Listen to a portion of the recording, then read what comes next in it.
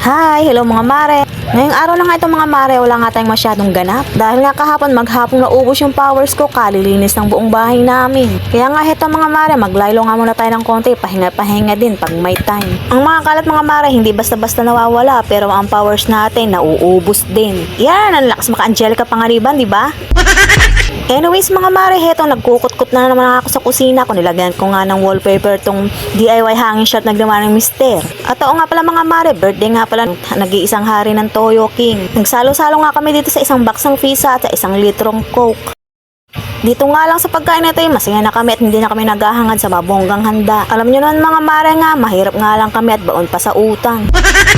Marami pa nga mas mahalagang pagkagagastusan kaysa maghanda ng bongga. Isang araw lang naman yan at lilipas din. Ang mahalaga mga mare, nabati nga namin si Mr. ng happy birthday. At kahit nga tahimik lang yan, alam niya na kung anong ibig sabihin nung. Anyways mga mare, nasa lapag nga lang kami kumakain, dalawa lang nga kaming lamesa. Meron nga dati kaming lanon pero nung bumagyo, tinangay na nga. Sana nga mga mare, nung tinangay nga ng bagyo yung lamesa namin, tinangay na din lahat ng problema namin. Hay nako, ganito talaga ang buhay. Para lang nasa isang gulong ng pala. Minsan nasa ilalim, minsan nasa ibabaw. Huwag nyo na nga sa akin ipakanta mga mare. Nako, baka dumating na naman yung bagyo. Wala na ka nang isang tatangayin. Heto nga mga mare, pagkapasok na nga ng mister at nakakain na nga kami, ito lumabas nga ako saglit. Tuntua nga ako mga mare, after 4 months mga mare, meron na nga akong sitaw na makikita dito sa tanim ko. Medyo malaki na nga itong bunga ng sitaw ko at marami pang ang bulaklak at doon magtutubo yung mga bunga. Itinanim ko nga pala ito nung last May pa. Yung buto nga pala nito mga mare, binigay lang sa akin ni tatay nung umuha kami ng mahal na araw. Sabi niya nga itundo ko lang dito sa likod ng bahay namin at tutuban. Heto nga after 3 months of waiting, eto magbubunga na nga yung tinanim ko. Ilang araw pa nga mga mare at meron na akong ia-adobo. Makalibre man lang sa ulam, ang mahal kasi ng mga bilihin dito, lahat binibili. Hindi nga katulad dun sa probinsya na pwede kang humingi sa mga nagtatanim ng mga gulay. At ora mismo, bibigyan ka nga ng pang-ulam mo. Sa probinsya ka mga mare, malawak ang taniman ng mga gulay. Pero nga dito sa Cavite, ay nako, wala kang makikitang taniman ng gulay, puro nga bahay, establishmento at mga factory. Mabalik nga tayo dito sa loob ng bahay namin. Heto na nga pala yung mga tiklupin ko, nagmamakaawa ng tiklupin ko. Nilaban ko nga lang pala kaninang umaga yan at pasalamat at di umulan at natuyo nga din. May nagbigay nga palang milk tea sa mga anak ko kaya ito iniinom na nga nila. At para nga hindi mag-awa, hinati ko nga sa 2 baso para kanya-kanya sila. Pag nga di mo hinati, ay naku mga mare, mag-aagawan nga sila dyan. At pag-aawayan nga nila yan. Anyways mga mare, matapos ko ang paghat, lalabas na nga ako at magtitiklop ng mga 2 p.m.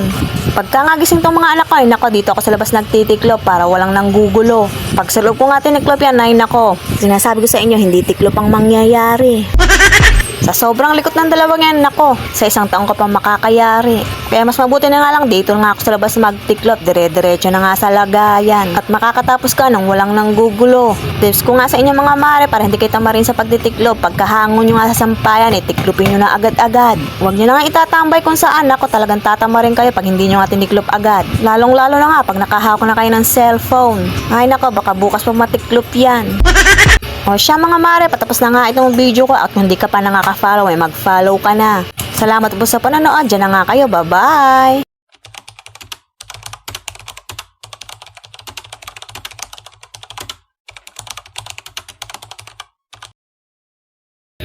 Hi, hello mga mare. Alas 8 na nga ng gabi mga mare pero katawang lupa ko heto nagtatrabaho pa din. Kaya naman for today's video, tara samahan niyo ako maglinis dito sa kwarto namin. Naiirita na kasi ako mga mare pag nakikita ko itong nasa ibabaw ng aming double deck. Lalong-lalong na pag nasisilip ko sa mga mini vlog ko. Kaya naman mga mare, magsisipag-sibagan tayo para nga malinis itong ibabaw ng double deck namin. Tinanggal ko na nga yung malalaking box dito sa ibabaw para nga malinis ko kung ano yung mga nandito. Aalisin ko na mga hindi kailangan para naman mabawas-bawasan yung kalat. Yung mga damit na hindi ginagamit, itatapon ko na kaya gagawin ko ng basahan. Mahirap man i-let go mga mare pero kailangan na linisin baka kasi pamahayan naman ng mga daga.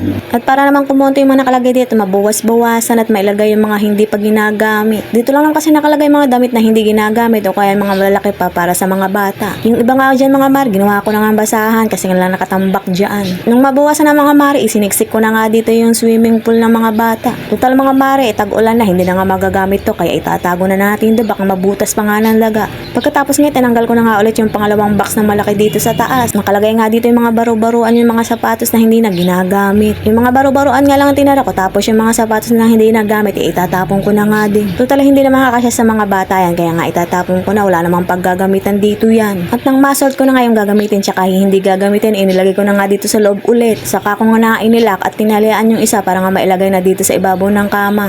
Bago ko nga muna ilagay yung mga malalaking box, nilinisan ko muna nga itong taas. Buti na lamang mga mari, tulog nga itong bunso ko na kung nagkataong gising na ko, hindi nga ako makakayari dito. Itong panganay ko naman nangingialam lang ng konti.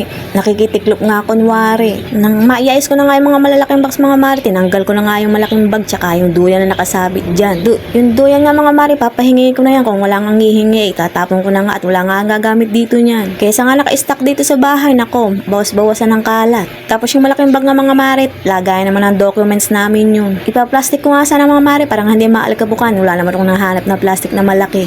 Kaya naman ilagay ko na lang sa ibabaw. O, di ba mga mare, luminis nga tingnan tong taasan namin. Hindi nga katulad nung kanina na yan, ang daming sabit-sabit, ang daming nakapatong dito. At dito naman tayo mga mare sa mga hindi ginagamit na damit. Ito nga ipapahingi ko na nga lang sa dati kong company yung pinagtatrabahuhan. Hindi ko na mga magagamit to kasi nga nandito na nga ako sa bahay, full-time ma'am. Kaya ipamimigay ko na lang to kung sino nga ang may gusto, kuhanin na nga lang dito sa amin. Ang dami ko nga magagandang memories sa dati kong kumpanyang pinagtrabahuhan dito sa electronics. Nakaharap nga din ako ng totoong mga kaibigan dyan, yung sasamahan ka hanggang sa dulo. Shoutout nga pala mga Mars Fem, Mars She, hello sa inyo nga dyan. Sa tropang mga braid folding at sa mga tropang taga-tulak dyan. Nakalimutan ko na nga pala kung anong process yun, basta shoutout nga pala sa inyo. Kay Ate Badit nga rin pala lang, laging nakasupport sa mga video ko, maraming salamat po. Ang siya mga mari, inabot na nga ng isang oras tong paglilinis ko at natapos na rin yung Batang Quiapo. Ipopost ko na nga lang yung dalawang uniform ko. At kung sino may mag-comment, pumunta na lang po kayo dito sa bahay. Ang siya, dyan na nga kayo mga mari, kung di ka pang nakaka-follow, may mag-follow ka na. Salamat nga pala sa panonood, pwede nyo na rin i-like and share, dyan na nga kayo, bye-bye. Hi, hello mga mare. Kung naghahanap nga kayo ng magandang tokong, pambahay, panlakad o pwede rin pantulog, pwes heto na mga mare ang hiling nyo. 5 piraso at 260 pesos lang, o diba napakamura sang ka pa. Pwede nga rin siya sa pangbata, pangmatanda, pandalaga at pang may asawa. At mga mare, napakaganda nga ng mga kulay nito, maraming pagpipilian. Nasa random design nga pala ito pag sinensay ng seller. Nasa free size din nga pala ito pag sinukat mo nga ito, nakakasya lang nga at nakakapangganda nga sa panlakad mo.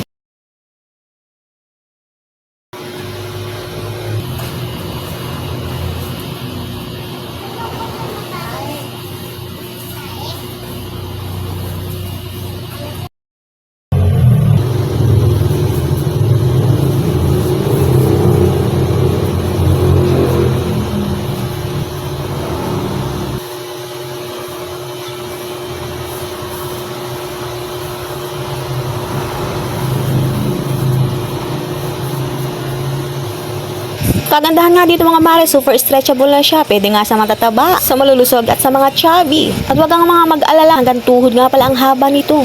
Pwede sa mga nakasapatos, nakasandals at mga nakachinelas. Ano pang hinihintay nyo mga mare? Gora na, tingnan nyo lang sa yellow basket at i-check out na. Minsan lang to mga mare, 5 pieces, 260 plus lang. Huwag nyo na lang sayangin to dahil na nga nakasale si seller. Wala ka lang nga mahahanap ng ganitong kasing ganda at 5 pieces, 260 plus lang. Check out na. Hi, hello mga mare. Heto na naman pala tayo mga mare na araw-araw naganap dito sa loob ng bahay namin. At sana wag nga kayo magsasawang manood dito sa mga video namin. Aba ako nga, di nga nagsasawang maggawa dito sa loob ng bahay namin kahit paulit-ulit na lang.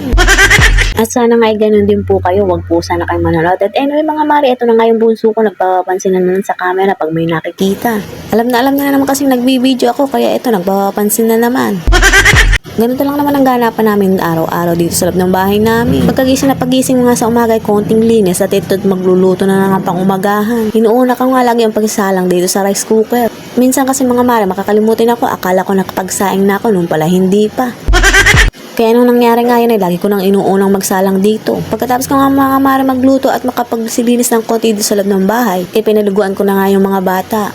Pagkatapos nga mga maring paliguan yung mga bata, naligo na nga rin ako. Kasi nga mga mare, pag natutulog nga sila sa tanghali, sinasabayan ko para hindi nabasa yung buhok ko pagka matutulog. Anyways nga, pagkatapos ko nga maligo, heto, pinapakain ko na naman yung mga bata. Pag nga pinapakain ko nga sila, pinasisindi ko nga itong TV para nga makapokus sila sa pagkain nila. Pag di ko nga kasi inopen yan mga mare, nako, para nga kami magpapatintero dito sa loob ng bahay habang kumakain.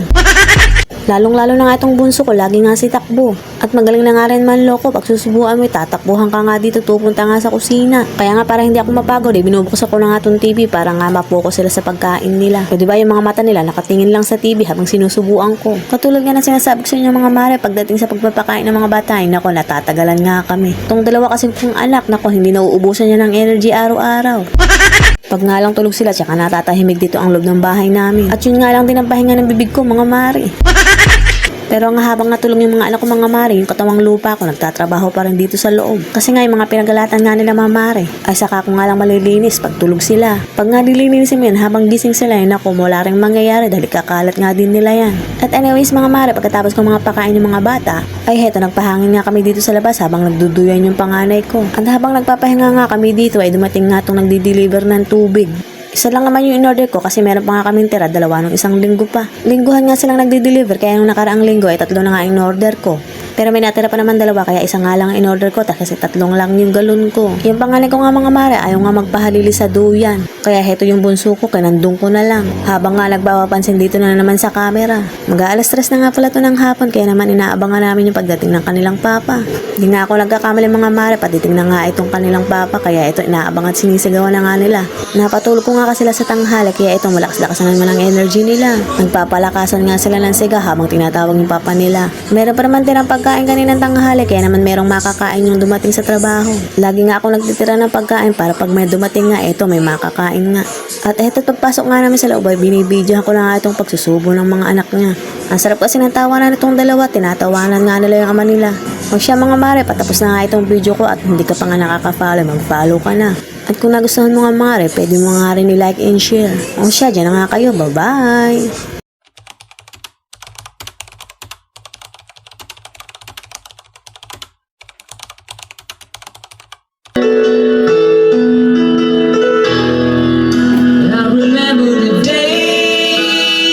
Hi! Hello mga mare! Bibitinin ko nga ang singalong natin dito at mag-general cleaning na nga tayo dito sa kusina. Babaguhin ko nga naman yung setup ng aking kusina dito sa loob. Kasi nga nagpagawa nga ako kay Mr. ng hanging shelves. Patungan ko nga ng mga anak-anak dito sa kusina ko. Buti na nga lang mga mare, naka-in good condition tong Mr. ko. Kung nagkataong may toyo nga, ay nako, nga na naman tong pinapagawa ko.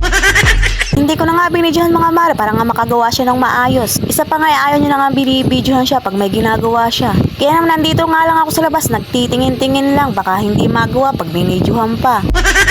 Pag nga gumagawa tong mister ko, ayaw niya na nga minamanduhan. Dahil pag tinuruan mo yan, ay nako, sinasabi ko nga sa inyo, hindi yan magagawa. Sakto nga mga mare at linggo, saka ko pinagawa para maganahan gumawa ay nagpatugtog nga dito. Sinasabi ko nga sa inyo mga mare, pag may tugtog nga, ora mismo tapos na yung gagawin. Kaya heto, nung matapos nga, saka ako pumasok dito sa loob at nagsimula lang maglinis. Kaya nga for today's video, tara, samahan nyo ako maglinis dito sa kusina ko. Babaguhin ko nga ulit yung setup kasi nga may mga patungan na ako ng kung ano-ano. At dahil nga pahapon na, sinabayan ko na rin ng pagluluto. O diba, ganyan ang mare nyo, multitasking. Para mamaya pagkatapos ko nga maglinis dito, ay kakain na nga lang. Tinanggal ko nga pala yung plato ko dito sa lababo at ibabalik ko nga sa dating pwesto niya. Doon nga sa pinanggalingan na ilalagay ko nga yung rice cooker tsaka yung lutuan ko ng mga electric cooker. At dito nga sa ibaba ng hanging shelf, dito nga ilalagay yung mga aking condiments ng mga sachet lang. Dito ko na nga rin pala ilalagay yung sandok tsaka yung sangkalan para naman madaling kuhanin pag ako'y magluluto na. Kaya naman para maisabit ko tong mga to, nagpako na nga ako dito sa ilalim. Saka ko nga inilag nga para nga maisabit ko na yung mga isasabit ko. Huwag ka nga lang pahara-hara mare, baka pati ikaw maisabit ko dito.